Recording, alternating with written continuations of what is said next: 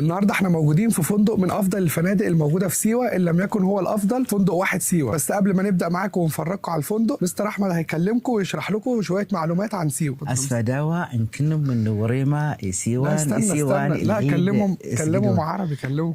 بقول دي اسمها اللهجه الامازيغي اللي احنا بنتكلمها هنا في سيوه. ان انتم النهارده شركه الرحمن منوره سيوه في فندق واحد سيوه.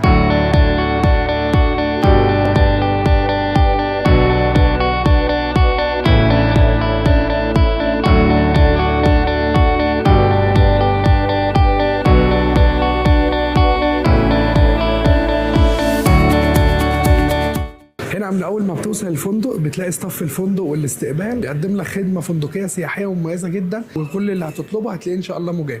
اول ما بتدخل الفندق بتلاقي مساحات واسعه جدا. هناخدكم دلوقتي جوله نفرجكم على المطعم اللي بيقدم الوجبات في الفندق. هنا الفندق هنا بيوفر اقامه